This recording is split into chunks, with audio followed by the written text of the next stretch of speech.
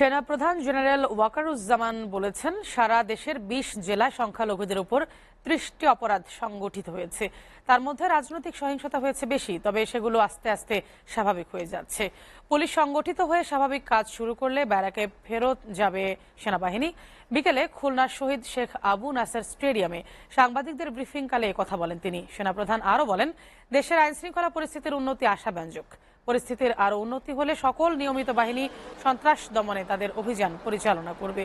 এ সময় তিনি সকল সহিংসতা পরিহার করে জনগণের জন্য কাজ করতে রাজনৈতিক দলগুলোকে আহ্বান জানান। এর আগে তিনি খুলনা বিভাগে কর্মরত সেনাবাহিনীর সদস্যদের উদ্দেশ্যে দিক নির্দেশনা দেন।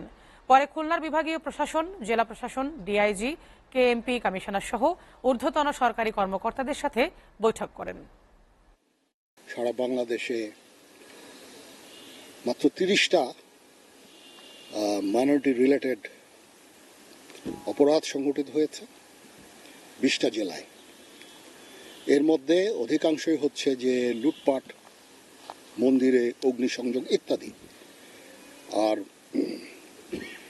এগুলির মধ্যেও মোস্টলি হচ্ছে যে পলিটিক্যাল রাইভালরি। আশা করি যে এই জিনিসগুলো আবার নর্মাল হয়ে আসবে এবং আমি অনুরোধ করব সমস্ত রাজনৈতিক দলগুলোকে তারা যেন শান্তিপূর্ণভাবে তারা তাদের কার্যক্রম চালিয়ে যাক।